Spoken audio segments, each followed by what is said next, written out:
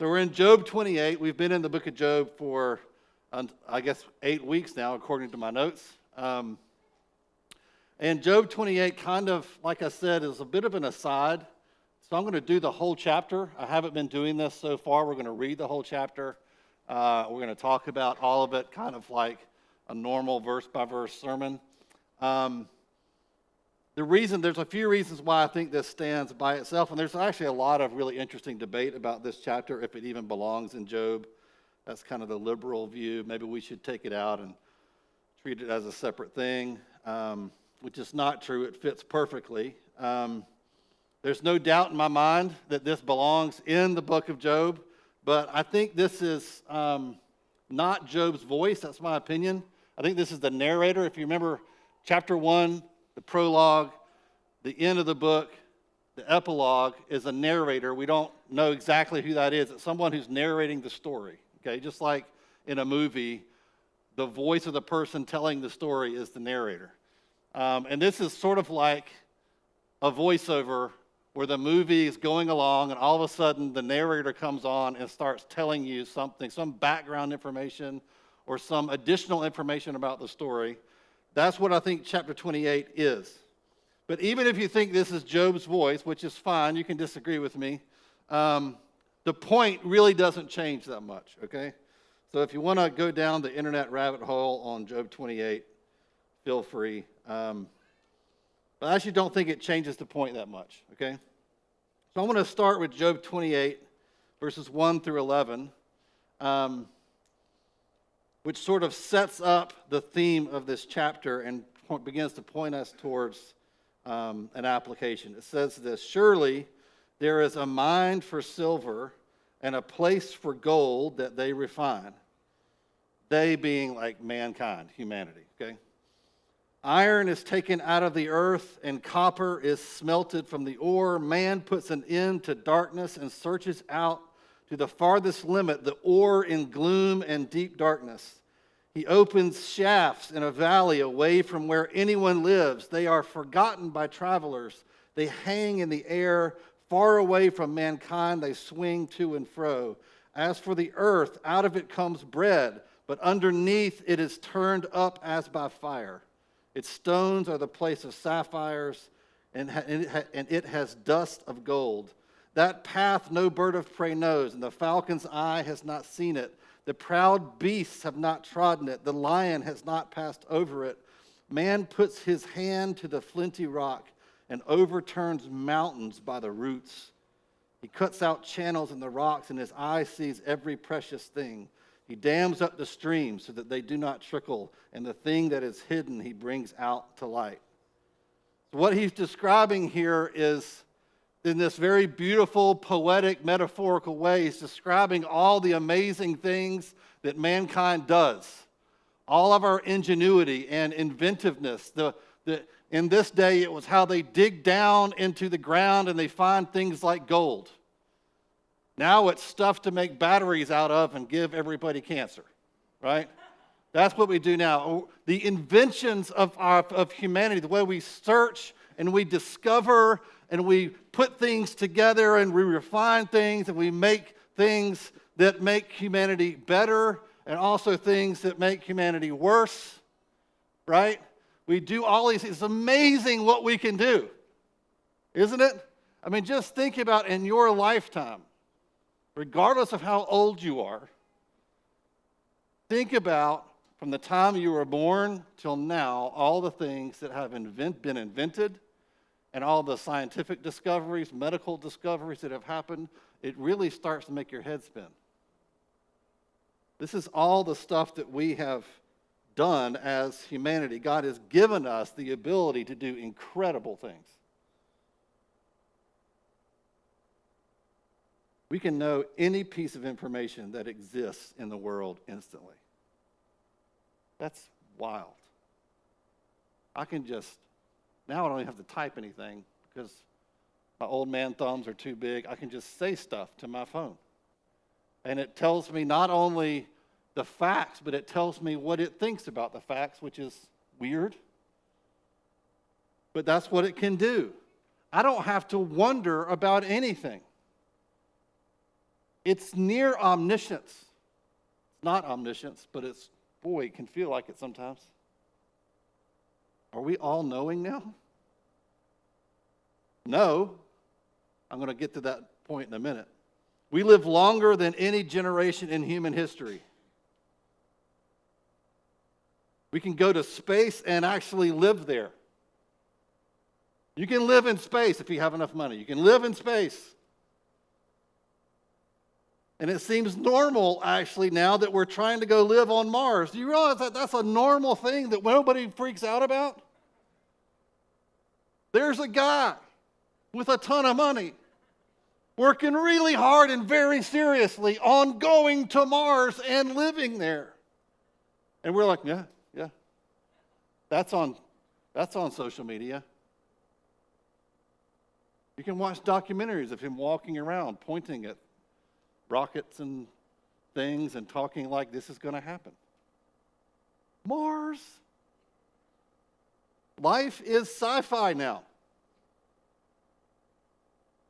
It's crazy. The only thing we're missing is the flying cars thing, but I don't know if that was ever going to happen. Seems like a nightmare based on how people drive in this town. I don't know if we should set them to flight. It seems like nothing we plan to do is impossible for us to accomplish. A little nod to the Tower of Babel. That was the problem at the Tower of Babel in Genesis, where he said, boy, I just quoted Genesis 11. He says, there's nothing they plan to do that they cannot accomplish. And he was not excited about it. God was actually, his stomach was turned. And he went down and he confused their language to stop them from doing everything they planned to accomplish. So pretty soon the robots will rise with some new ChatGPT update, and we'll all be put into pods to provide energy for our robot overlords. It'll be some Mad Max, Wall-E, Matrix, Terminator mashup. That's where it feels like all this is heading, doesn't it? This begs the question. In verse 12 of chapter 28, which is the next verse, it says, but where shall wisdom be found? And where is the place of understanding? So wisdom is understanding. They're synonyms. Wisdom is the guiding principle that holds the world together. Wisdom is making sense of the world and our existence. Wisdom is understanding how it all fits together. That's what wisdom is in the Bible. And he asks the question after saying, look at all the stuff humanity can do. We can create, we can build, we can put near omniscience in our pockets. We can almost be gods if we just work hard enough and build high enough into the sky. And he says, but where's wisdom? Science can tell us how things work. It can tell us what we can do, but it can't tell us why. It can't tell us why it matters, or if we should even do it. So he asks this question, given all this inventiveness and ingenuity, where can wisdom be found? Where can we go for understanding how it all fits together? And then he answers his own question first in the negative. It's verse 13 through 19. He says, man does not know its worth, and it is not found in the land of the living. The deep says, it is not in me, and the sea says, it's not with me. It cannot be bought for gold, and silver cannot be weighed as its price. It cannot be valued in the gold of Ophir and precious onyx or sapphire. Gold and glass cannot equal it, nor can it be exchanged for jewels of fine gold. No mention shall be made of coral or of crystal. The price of wisdom is above pearls. The topaz of Ethiopia cannot equal it, nor can it be valued in pure gold. In other words, wisdom is not to be found in any of the things that mankind invents. Not one of them. Without exception. AI does not have wisdom. That's what they're trying to sell you. Technology does not have wisdom. That's what they're trying to sell you.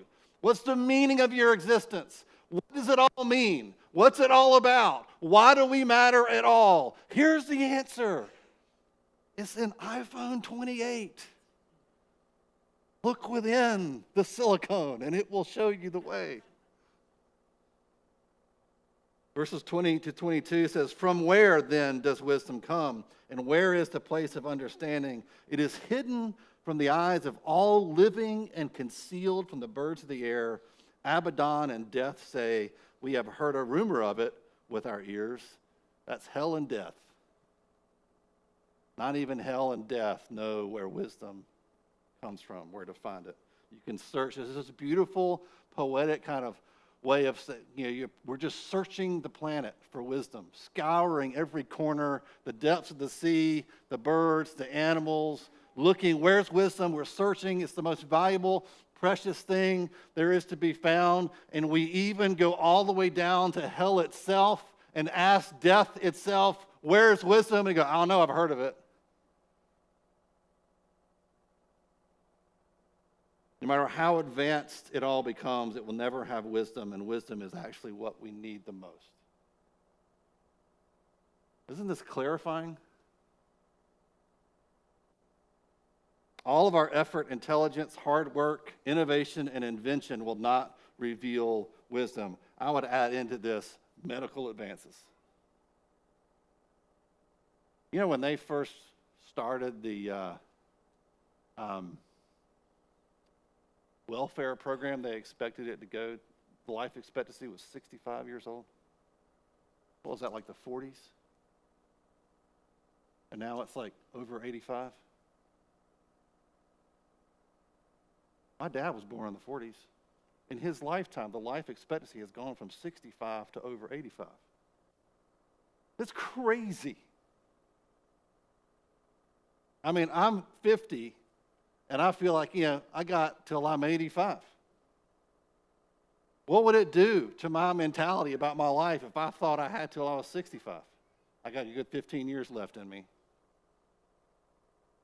This is radically transformative to our society, but it has not made us any wiser. We're all living longer, but not gaining wisdom. I thought old people were wiser than young people. Present company accepted. Why are we not wiser as a society if we're living longer, if there's more people around that have learned more? It seems like we're getting dumber and dumber. Collectively, present company accepted. And the super nerds keep coming on TV saying, look guys, we've cracked the code. We've found wisdom, and it's in the machines. May the machines rise and show us the way. I've watched too many movies.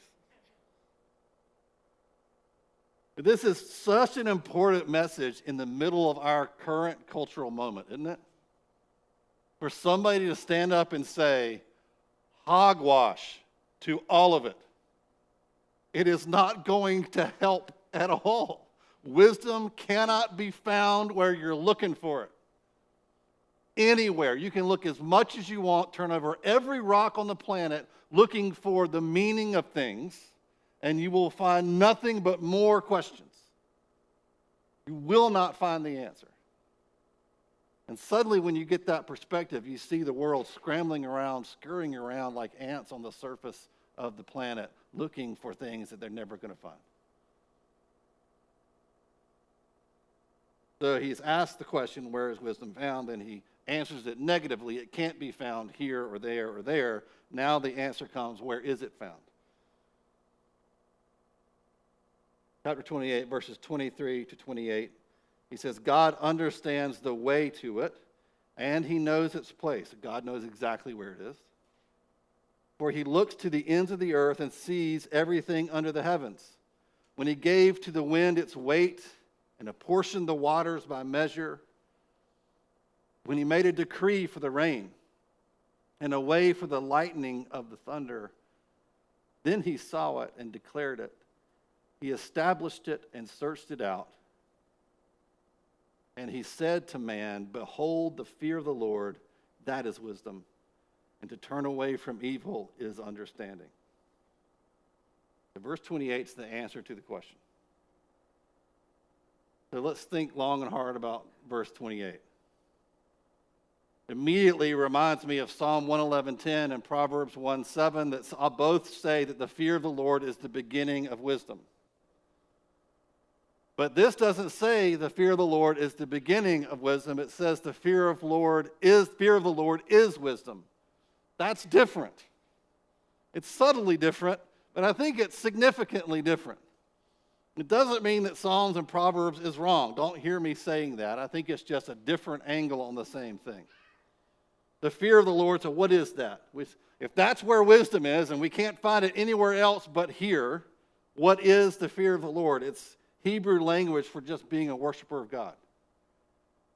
It's the kind of worship that is in terrified awe of God. It's very similar to if you've ever been to like one of the seven wonders of the world, like the Grand Canyon or Big Falls in Africa.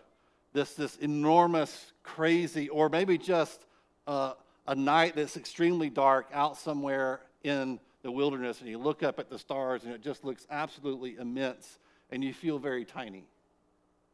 And you suddenly are aware of your fragility, and how if this,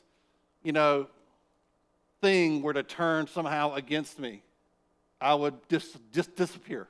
If I were to fall into this canyon, I would just disappear. And it's so immense, I would be swallowed by it, and it would be as if I didn't even exist at all. It's so enormous. If one of these stars were to fall from the sky and hit me, I would be so totally obliterated, as if I never existed at all. I am tiny, and it is large. This is the fear of the Lord. It is worship. And in the Old Testament, it was one of the synonyms for worship. If you wanted to say this person is a God-fearer, what you're saying is they worship God and not other gods. It's not just a thing you do. We make worship too small. It's your identity. I am a God-fearer. I'm a person. I am one who fears the Lord. That's how Job is described in Job 1:1. He is one who fears the Lord and turns away from evil. Basically, verse 28, which we just read, is quoting Job 1:1.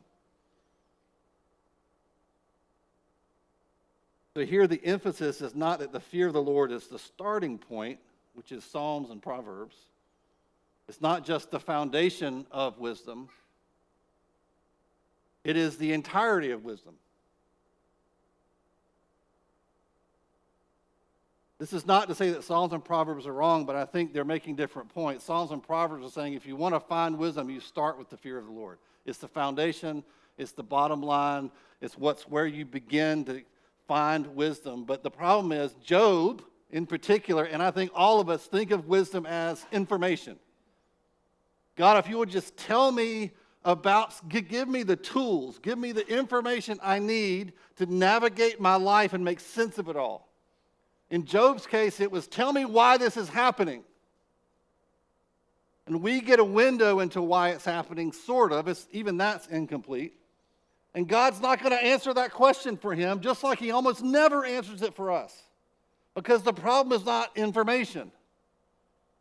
We need more than that. And Job 28:28 is saying the fear of the Lord is wisdom. You don't just need information from God, you need God himself. You need him.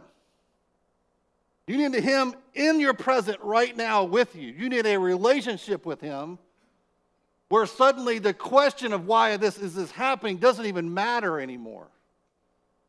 Because what you see with Job is when God shows up in his presence, Job no longer asks the question, why?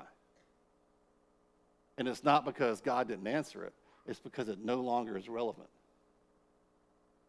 And this is, I think, what verse 28, this is what the difference is between Job 28 and the Psalms and Proverbs scriptures is Job needs more than a transfer of information. He needs more than wisdom principles to get him through the day. He needs God himself.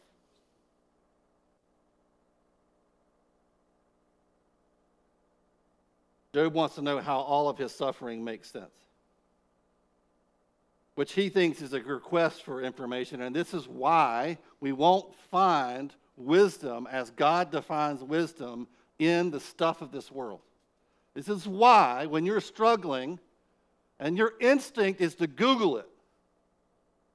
Y'all, that's crazy. I have the same problem. It's crazy that when you're struggling with the hardship in your life, your first instinct is not to throw yourself at the feet of Christ and beg him to come to you and help you. Your instinct is to pull out your stupid phone and ask the internet, what do I do with my difficulty? WebMD, whatever it is. Oh, that's crazy. You have thought of wisdom as just some pieces of information you don't have yet. And if I could only have the information, if I could only have the principle, if I could only know what to do and what to say and when to do it and when to say it, all my problems would be solved. My wife would love me, my kids would obey me, my boss would pay me more, make me work less. And so we scour the planet virtually from our living rooms. We scour the planet looking for wisdom, frustrated that we can't find it.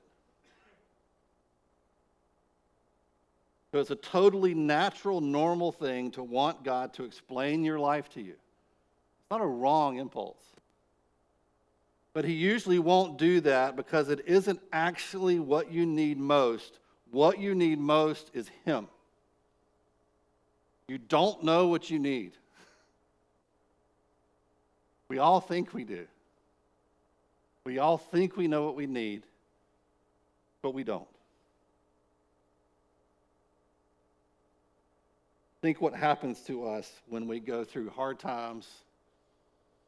All of us go through this. It's like you've been walking through your life every day, like when you drive to work every day by the same route, and you look for certain landmarks.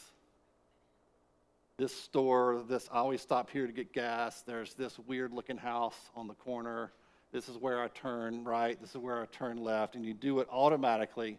And all these landmarks give you a sense of comfort and peace and familiarity. And this is how we live. We have these landmarks. There's people that we rely on. There's churches we rely on. There's spouses, and gives us all a sense of purpose. I have children, and they are a certain way, and I interact with them this way. And I have a job, and it gives me financial security and a sense of connection to my community. And then I have a church, and all these things are landmarks, and we rely on those things. And then God comes into your life, and he removes the landmarks. Suddenly, what used to be a mountain is a valley now, and what used to be a valley is now a mountain, and the ocean's not there anymore. It's way over there. And this tree I used to walk by every day has now been uprooted and torn out of my life. And I don't know how to navigate my life anymore. I don't know how to get around, and you just feel stuck. Maybe you lose the church you had been in for a long time because the pastor went crazy. Maybe you lost a spouse or your children moved away. Maybe a close friend stabbed you in the back. Maybe your friends had babies and quit calling you. Maybe someone died. Someone came along and ripped all the landmarks out of your life, and now you're like, well, what do I grab onto? And the message of that, at least from God, is you need wisdom, and you're only going to find that in me. The only one you can cling to is him. And if you've been through seasons like that, and you've had enough time after to look back on it with some hindsight, your testimony will always be, it was in that place that I learned to cling to Christ. I found my compass in him. And now new landmarks have risen up in my life, and those things are more precious to me than ever. But I'm never losing my way again because I'm clinging to Christ. This is Job's life right now. This is what he's living. We've watched him live this out. Lost his way, and he's crying out to God. And the answer is chapter 28, which is, hey man, your friends are advising you according to the world's wisdom, but your friends are fools. The only wisdom is to be found is in God. So Job is wise, certainly more wise than his friends, but even his wisdom, I would say, is incomplete. His understanding is limited because he has not yet met Yahweh in the way that he needs to, but he will. So let's consider some application. I'll give you two principles, and then I'll talk about parents. What if true wisdom is more, this is the first principle, what if true wisdom is more than information from God, but is also God himself?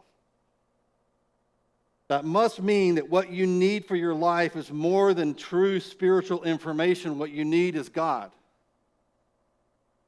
How many people have I seen and you seen in your life who had lots of spiritual information about God, but had very little real relationship with him? And when the landmarks got ripped out, they got lost. Because the information doesn't help. It can point you, but if it doesn't point you to the ultimate solution, which is, I need God to come and be with me, then you're lost. Number two, what is your reflex for wisdom in your life? You don't have to be honest with me, just be honest with yourself. What's your reflex? Do you reach for your search engine or for God? Or maybe something else? Some other source of explanation. So consider parenting as an example. And like I said, if you're not on active duty as a parent right now, I think this points to a lot of applications. All right? Raising a child is a massive responsibility, and none of you are prepared for it, and I wasn't either. I'm still not. Whatever you think you know, it's not enough. Because God will give you a child who is a little philosophical ninja, who just gets around, dances around all of your information, and none of it works. Well, I know what discipline is. I do this, and that works. That worked with the first one. And then the next one comes along, and they're like, I see your philosophy of parenting, and means nothing to me. I shall not cry. I will only look at you and smile. No matter what you do, I will not break. And then what do? You're not ready. Most parents raise their children thinking that the whole thing rides on the quality of the parent's information. This whole thing rides on me knowing the right stuff. But let me assure you, your children are not listening to you. They really aren't. That's a great speech, Dad. Stirring. What did he say again? They're not listening to you, but they are watching you. They are mimicking you. And that is the most frightening reality of parenting and pastoring. I just repent in advance for the behavior you have picked up from me that is ungodly. It's going to be there.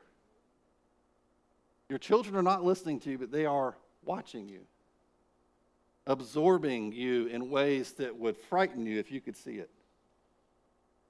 It's not just the words that you say. Don't say that word around ears. That's what Heather's parents used to call her, because she was always listening and saying the words that they would say, which wasn't always a good thing. And our daughter, Caitlin, was the same way. We called her ears. She was always around the corner listening to our conversations that we thought no one was listening to. It's more than that. It's mimicking your character. The single biggest factor in your parenting is your relationship with God. It is not what you know about parenting. It isn't even your discipline strategy. I'm big on discipline strategies, but that ain't the main thing. It's not even close. It's not even a contest between your relationship with God, really, not the one you pretend to have, not the one you have right now, the real one. That is what will shape your children. Having God in your life and in the middle of your life, in the middle of the life of your family, is what will have the greatest impact on your children. That's what they will remember, trust me. What they talk about. It's your relationship with God and the fruit that comes from it. The fruit that you can't fake. The fruit that you can't, shine up and make look nicer than it really is. The parents, lean into Jesus. Ask him to sanctify your heart and your behavior. Embrace your testing and your hardship. Repent and confess your sin often. What is molding you is molding them. What is molding you right now is molding your children. That's true wisdom. True wisdom is the fear of the Lord. Get God into your life. Get God into your family, and it will shape you, and it will shape them. Do not waste your time poking around on the internet looking for parenting tips. Like polishing what comes out of a pig. Trying to be nice. It makes no sense. Or maybe a better metaphor is rearranging the deck on a sinking, rearranging the furniture on the deck of a sinking ship. Makes no sense.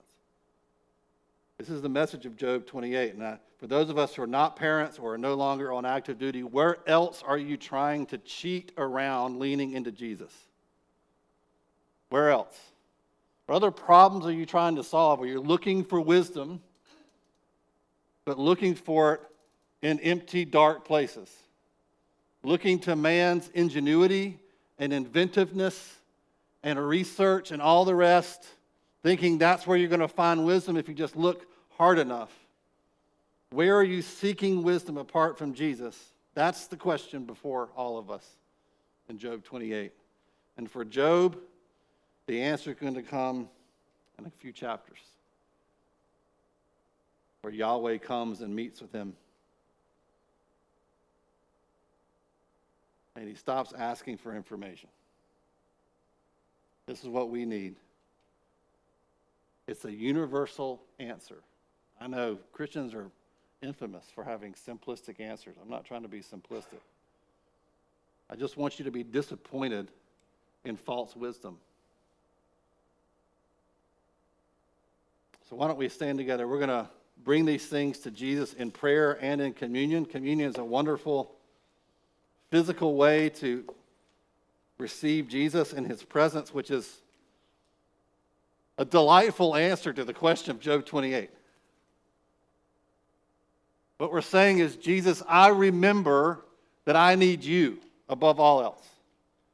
If you're here this morning and you don't know Jesus, you haven't entrusted your life to him, you haven't said, hey, I'm going to follow you to the end of my days, you're all I need, and you've been doing this thing. The first half of Job 28 reads like the story of your life. Looking for love in all the wrong places. Looking for love. My wife's out of town, guys. It's just... yeah. This is your story. If this is your story and you just haven't turned to Christ, I just want to invite you right now to do it. Just do it between you and him right now. Say yes. And then take communion for the first time. I'm not looking anywhere else. I'm down to him. This is what I need. I need true wisdom. I'm going to follow him and fear him, worship him, stand in awe of him. That's what I'm going to do with my life.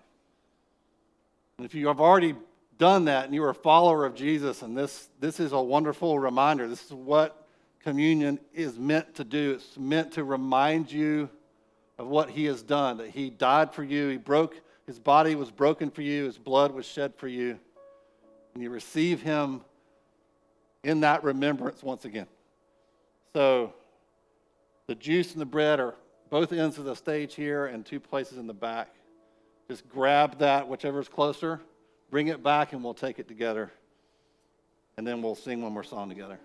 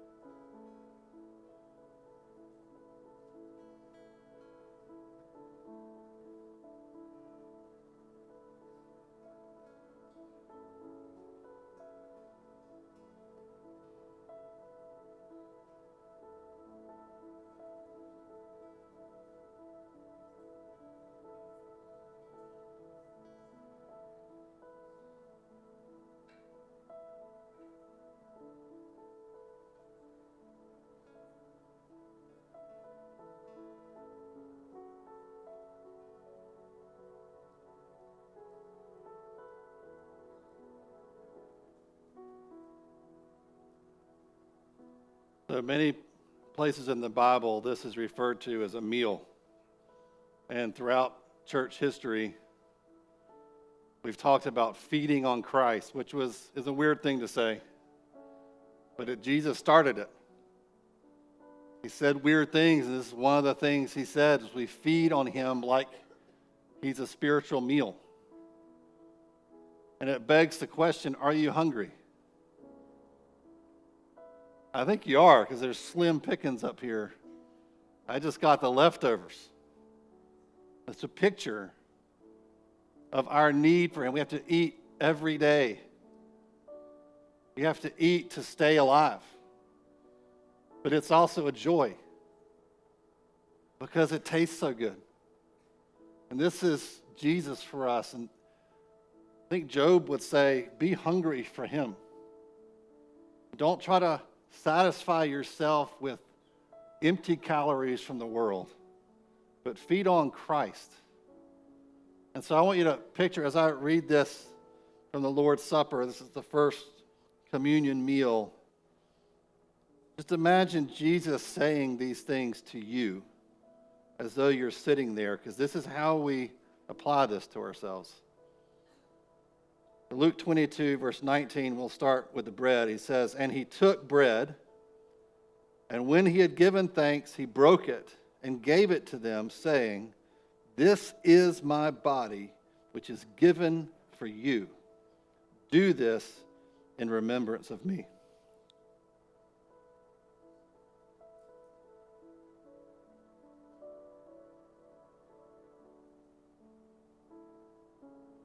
And likewise, the cup after they had eaten, saying, this cup that is poured out for you is the new covenant in my blood.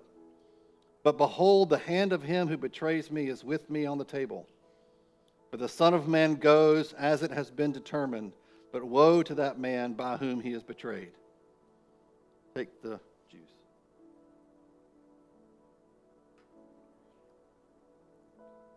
God, would you Right now, forgive us for trying to satisfy our need on empty, pointless things. God, for searching for wisdom in the wrong places. Jesus, thank you for giving yourself to us as the answer to our truest and deepest needs. God, we repent, we turn away from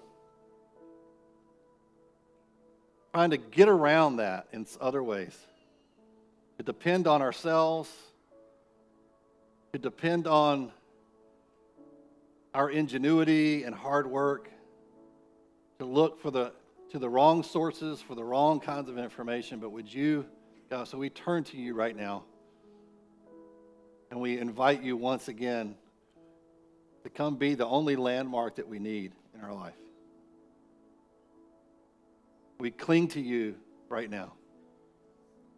God, help us to stay in that place of focus and dependency on you every moment of every day throughout the days and the weeks and the months and the years of our life. In the name of Jesus, amen.